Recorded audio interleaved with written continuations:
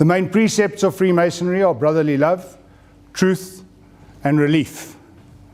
It encourages charitable activity and assisting those who are less fortunate than ourselves, who through the association with each other and the order strive to uplift ourselves by raising our moral and our ethical standards, and so doing living a better life and improving the life of those around us.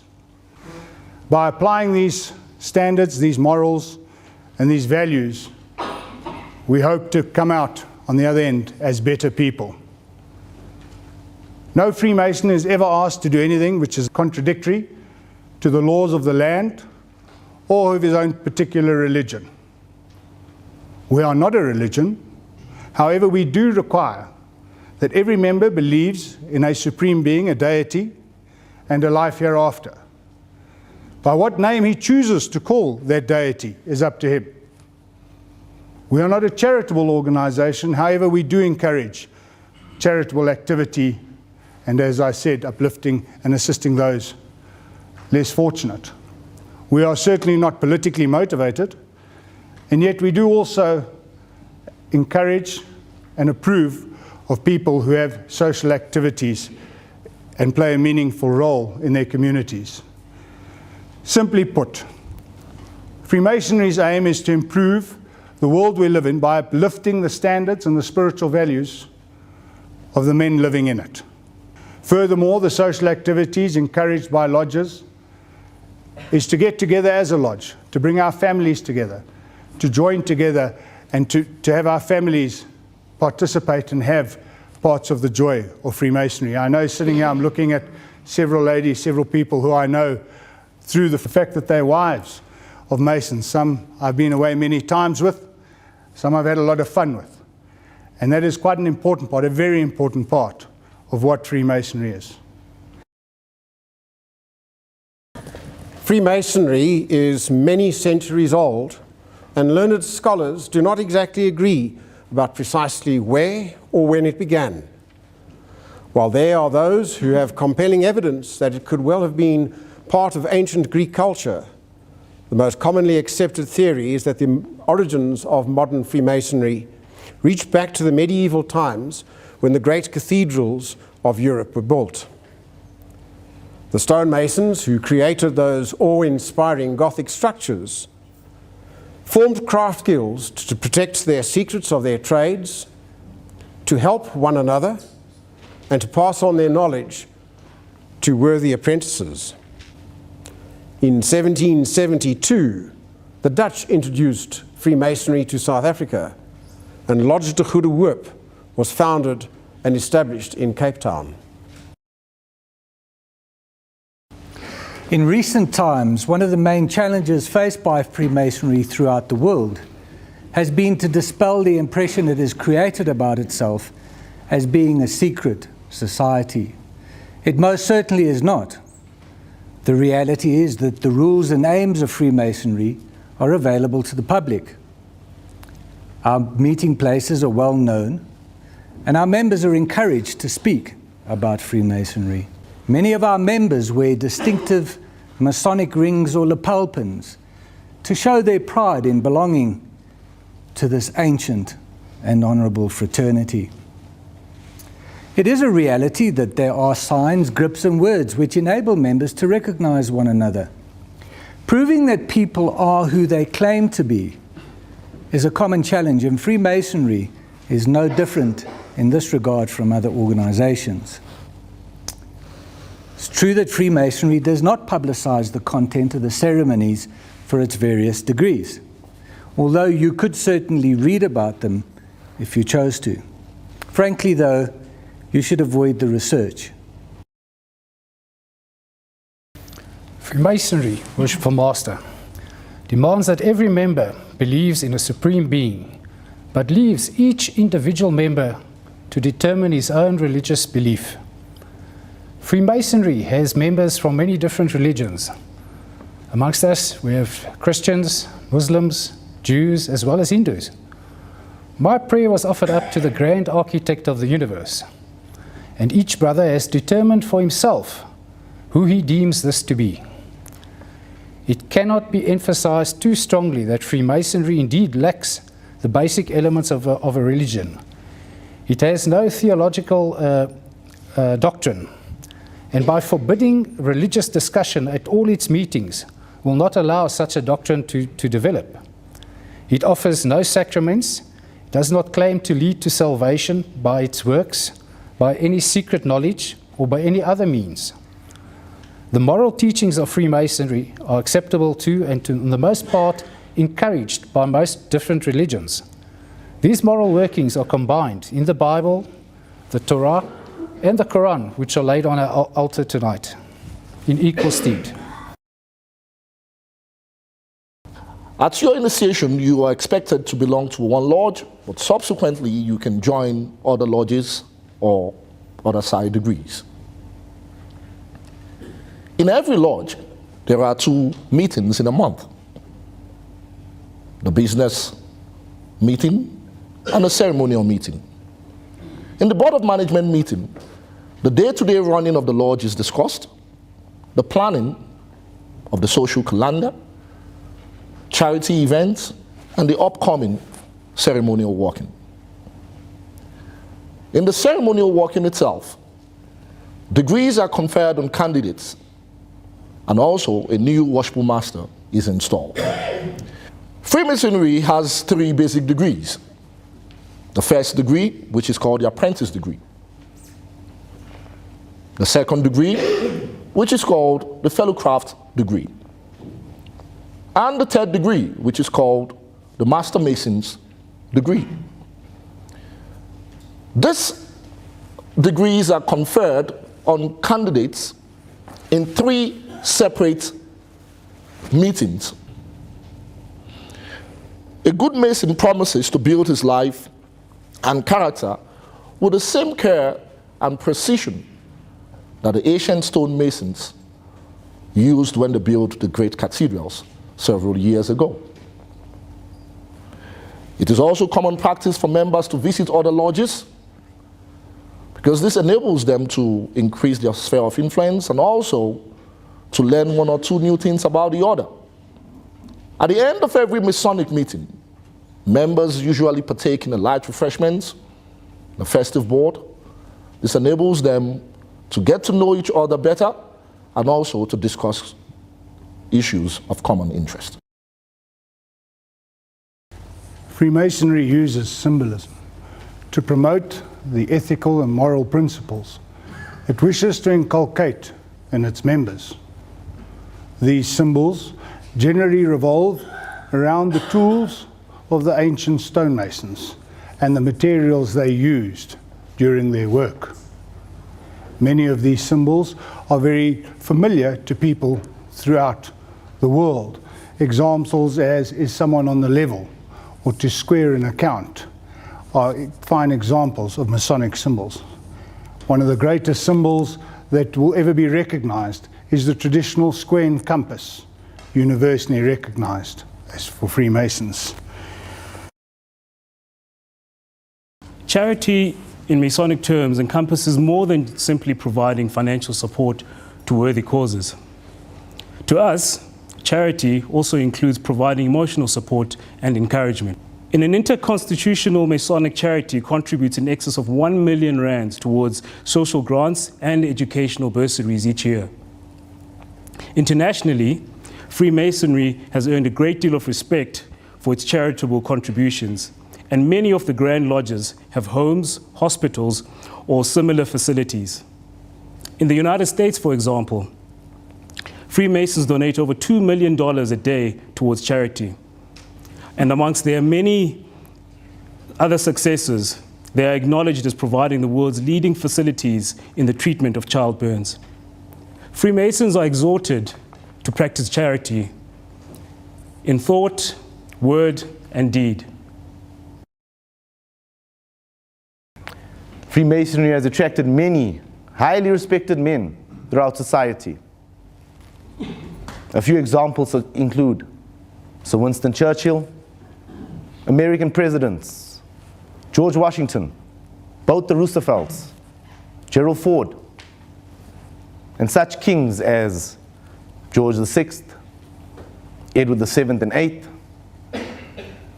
as well as literary giants such as Alexander Pushkin, Rudyard Kipling, Mark Twain, and Sir Walter Scott. It is also worth noting a number of religious leaders who have been active Freemasons. The former Archbishop of Canterbury, Geoffrey Fisher, Reverend Jesse Jackson, Sir Israel Brodie, who was the chief rabbi for the British Commonwealth, as well as Islamic leaders such as the third Aga Khan. Financially, there will be a joining fee and an annual subscription, which will be detailed to you before you join. As it is for all societies, you are expected to be in a good standing. As you progress in the order, you may well find yourself drawn to side degrees and other activities. This is part of the growth process, and individual members decide for themselves where their interests lie. One thing that's already been touched on, but perhaps requires further clarification, is the different constitutions and the structure of Freemasonry within these. The organisation of a constitution could be likened to that of a company. You have the head office with the chairman and the board of directors who set the aims, the objects, the rules and regulations of that company. This would be our Grand Lodge, headed up by the Grand Master Mason and assisted by his Grand Lodge office bearers. The regional officer, in our case, as I've said, the District or Provincial Grand Lodge, is responsible for the individual lodges in their area, such as the one we're in here tonight, and ensuring that they work within the confines of the rules laid down by the Grand Lodge. The individual lodges are the workface of the organisation. It's in these that the Masons are made, and it's there that the members actually belong. SA is probably unique in the world that we have 4 major constitutions operating in the country. We have the Grand Lodge of South Africa, we've got the Grand Lodge of Ireland, we've got the United Grand Lodge of England, and we've got the Grand Lodge of Scotland. Tonight we have 3 of the 4 constitutions officially represented. That is our host for the evening, the Provincial Grand Lodge, Northern Division of the Grand Lodge of South Africa, who are our hosts, as I've said, for tonight. And finally, I represent the Scottish Constitution and the District Grand Lodge of Central South Africa. You'll have noticed that in the procession earlier there was a difference in the regalia, or the uniform that we wear. There is nothing really significant in the difference in these colours. It's basically the colour that's been adopted by that specific constitution over the various years that they've been in existence. As you'll see, the Scottish Constitution, the District Grand Lodge of Central South Africa, we wear the green and gold. The Grand Lodge of South Africa, the Provincial Grand Lodge, wear the gold. At least I presume it's gold. And our Irish friends, they wear the light blue.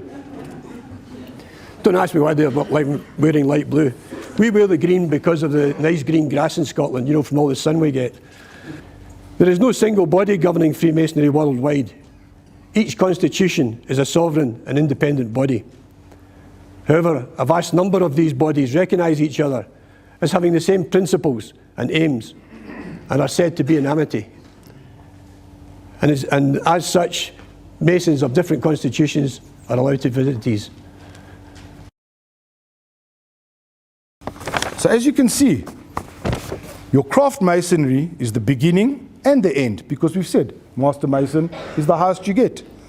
But for those who are true Masonic scholars or students and are interested in looking outside of the craft, there are so many different options.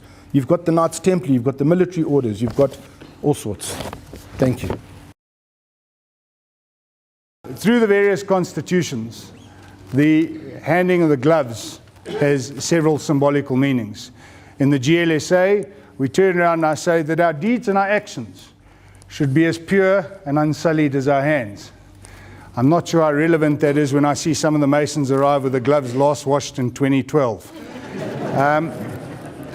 In other constitutions, the gloves are worn because the occupation of a man can be ascertained by his hands, and we choose to accept man free and with no distinction of job or description. And so that would hide that. Those are the two ones. Why have we given them to you this evening? Well, it was probably the best way. We'd like you to take something away from this evening. Whilst you can't all join Freemasonry, well, you can't join this Provincial Grand Lodge. We'd like you to remember this evening. We'd like to thank you most sincerely for being here. And this is our way of saying take something away that you might remember this evening. The G signifies God. Again, we use the generic term God, or in other terms, we use the great architect of the universe. Once again, going back to the masons and stonemasons and building. We refer to it as God because everything we do is to the glory of the great architect of the universe. Everything that we do in Freemasonry, in uplifting our lives. By calling him God, we make reference to him in whatever may be seen, whether it be by the Holy Trinity, as in Christianity, whether it be seen by Jehovah in the ancient faith, or by Allah in the Muslim faith of Islam. So we make no distinction to what you call him as long as you're here, and that G then represents. Freemasonry is not purely for men. If you go back 700 years, we lived in a very misogynistic society, and it was only for men. However, in today's society, there are Masonic bodies that accept only women. There are Masonic bodies that accept women and men, and they operate alongside us. We know they're there, we acknowledge them.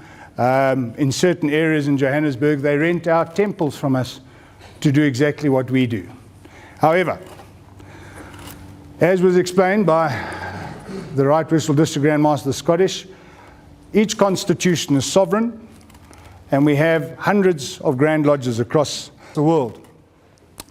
All of them act under a concordat and are considered to be regular by observing the landmarks of Freemasonry. One of those landmarks is that Freemasonry is for men only. Otherwise, it would not be a fraternal society. It would be a sorority. I can't hardly say that word, but nonetheless. And in order to have changed that and allowed women in, several things would have to happen. All the Grand Lodges would have to accept that, and they'd have to accept that together, which is very unlikely to happen. Much as our secrets remain and that we hold, we don't share a lot of information. That is one of the cornerstones that, whilst I know we're going to take a lot of flack for, I can't see being changed in our lifetime. What we will never do is we will never tell you how we recognize our sounds, our symbols, our signs of recognition, and what is transacted. I can assure you that what we keep, and across constitutions, they would vary some, but very little. They're generally all the same. What I will tell you is that you can find every single one of them on the internet. The challenge you're going to have is to wade through the myriads and myriads and millions of rubbish to find the truth. And here's the problem. When you find the truth, it's probably going to be so boring that you go, oh, it can't be that. They wouldn't keep that secret. That's impossible. And that's why mine jumps over to all these bizarre and macabre things that we've been told we do. Just while we're on that, if anyone who's heard about these goats that we ride, and these rituals using blood and skulls, and we drink from them, and what rubbish. What unadulterated rubbish. Most of you are here because you know a Freemason, are you not? I think the majority have been invited by someone. If you didn't trust the person sitting on the north side, you wouldn't have come along. If you didn't think he was a good person, you wouldn't have come along, would you? So let's take the majority of that and throw it out. And a lot of that stems from the early centuries, the 16th, 17th century, when the ancient free thinkers had nowhere to go and to go and discuss things because they were burnt as heretics. And so they went away and discussed it in Masonic lodges and stonemasons lodges. And as a result of that, they didn't tell the church what they were doing. And so the church, in order to make this really bad, and I'm not having a go at the Catholic Church, they've acknowledged that over the years, made up the stories about how evil these people were. And some of those are perpetuated through. I can't speak on behalf of the other two constitutions. The swords are presented to the Provincial Grand Master as a symbol of his power. When presented with this by the Grand Lodge, as you come in, it is given to you and told to you that it is no longer fit for combat, but symbolizes the power which you hold and which you must always wield with justice, duty, and discretion. So another emblem that you would have. What else were you looking at? The lamp. Okay. The lamp is a symbol of our sacrifices that we would make to the great architect of the universe. So that is the holy altar. There online, as you will see, there are 3 books. They are closed because the lodge is at ease, otherwise you would not have been allowed in. There's the volume of the sacred law, to which we refer to all 3 collectively. One would be the Holy Bible or the Old Testament. The other is the Torah. Another is the Holy Quran. Given that we have members of all 3 religions that are members, and they would take the obligation on the book that is most suited to them. Ladies and gentlemen, we've had several people who've been so keen to join, and when we've spoken to the wife, she says, no, he's too busy. He works all day, and now he's going to go to lodge at night. I know what that happened. No, it's not happening. And so we declined his application. 2 years later, he was divorced, and he joined us nonetheless.